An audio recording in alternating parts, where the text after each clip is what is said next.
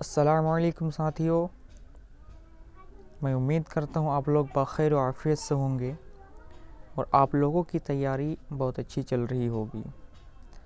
रोज़ाना की तरह आज मैं आप लोगों के लिए एक बहुत ही अहम टॉपिक लेके आया हूँ जो एग्ज़ाम के लिहाज बहुत ही महत्वपूर्ण है। इसको जानना, इसके बारे में सीखना। जब तक हम इस चीज़ को नहीं पढ़ेंगे तो हमारे लिए उर्दू सीखना मुश्किल हो जाएगा। तो आज का क्लास, आज हम आपको लफ्ज़ों का बयान पढ़ाएंगे जो उर्दू क़वाइद से ताल्लुक़ रखते हैं, क्योंकि किसी भी ज़बान को सीखने के लिए उसकी तह तक जाने के लिए हमें किस चीज़ की ज़रूरत पड़ती है? ग्रामर की ज़रूरत पड़ती है। इंग्लिश सीखना चाहते हैं तो हमें इंग्लिश ग्रामर को जानना ज़रूरी है। अगर हम हिंदी सीखना चाहते हैं तो हमें हिंदी व्याकरण को पढ़ना ज़रूरी है। और अगर हम उर्दू ज़बान में महारत हासिल करना चाहते हैं तो हमारे लिए उर्दू क़वाइद का सीखना, उर्दू क़वाइद के बारे में जानकारी हासिल करना बहुत ही ज़रूरी हो जाता है। क्योंकि किसी भी ज़बान को सही से बोलने के लिए, उसको लिखने के लिए क़वाइद की ज़रूरत पड़ती है, ग्रामर की ज़रूरत पड़ती है। तो आज हम आप लोगों के लिए एग्ज़ाम के पॉइंट ऑफ व्यू से जो आसान चीज़ें हैं, जो संभावित चीज़ें हैं, वो चीज़ मैं आप लोगों के लिए लेकर आया हूँ। तो मैं आज लफ्ज़ों का बयान में आपको पढ़ाऊँगा कि लफ्ज़ है क्या चीज़ और इसकी क्या अहमियत है। उन चीज़ों के बारे में मैं आपको बताऊँगा। इल्म सर्फ़ वो इल्म है जिसमें लफ्ज़ों और कलमों की साख्त से बहस की जाती है। लफ्ज़ इल्म सर्फ़ की बुनियादी चीज़ें हैं। क्या? क्योंकि हमारी तकरीर या तहरीर के जुमलों का एक जुज़ क्या है? ये लफ्ज़ है। क्या है? ये लफ्ज़ है।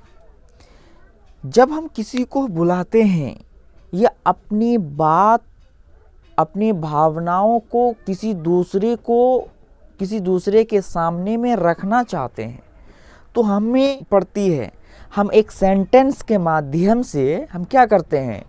अपनी भावनाओं को हम दूसरों तक पहुंचाते हैं। क्या करते हैं? अपनी भावनाओं को दूसरों तक पहुंचाते हैं। उन सेंटेंस को बनाने में कई लफ्ज़ की ज़रूरत पड़ती है। कई एक लफ्ज़ मिलकर क्या बनता है? एक सेंटेंस बनता है। तो एक सेंटेंस, एक जुमला को मुकम्मल करने के लिए कई लफ्ज़ों की ज़रूरत पड़ती है। तो क्या बताया? इल्म सर्फ़ की बुनियादी चीज़ क्या है? लफ्ज़ है। जब हम ज़बान से किसी को समझाने की कोशिश करते हैं तो उनमें कई लफ्ज़ मिलके जुमला बनाते हैं, तब अपनी भावनाओं को दूसरों के सामने प्रकट कर। तो उसी तरह इल्म सर्फ़ की बुनियादी चीज़ हमारी क्या हो गई? हमारा लफ्ज़ हो गया। तो लफ्ज़ इंसान की ज़बान से जो आवाज़ निकलती है, क्या? इंसान की ज़बान से जो आवाज़ निकलती है हम उसे क्या कहते हैं? लफ्ज़ कहते हैं। क्या कहते हैं? लफ्ज़ कहते हैं। लफ्ज़ की दो किस्में हैं। कितने किस्में हैं? लफ्ज़ की दो किस्में हैं। एक हो गया आपका मौजू, दूसरा हो गया मुहम्मल। अब समझते हैं क्या मौजू क्या है और मुहम्मल क्या है। मौजू, बामाना लफ्ज़ को हम मौजू कहेंगे, जिससे हमें किसी चीज़ की पता चले। बामाना लफ्ज़ यानी मानादार लफ्ज़, उसको हम क्या कहेंगे? उसको हम मौजू कहेंगे। क्या कहेंगे? मौजू कहेंगे। और मुहम्मल, बेमाना लफ्ज़ को हम क्या कहेंगे? मुहम्मल कहेंगे। जिसका कोई माना ना हो, जिसका कोई अर्थ ना हो, उसको हम क्या कहेंगे? मुहम्मल कहेंगे। अगर लफ्ज़ से किसी चीज़ का पता ना चले तो उसको हम मुहम्मल कहेंगे। और अगर लफ्ज़ से कोई बात समझी जाए, यानी किसी चीज़ का अर्थ मालूम हो, तो उसको हम क्या कहेंगे? मौजू कहेंगे। मौजू जैसे रोटी, रोटी हमारा क्या हो गया? रोटी हमारा क्या हो गया? एक मानादार लफ्ज़ हो गया। क्या हो गया?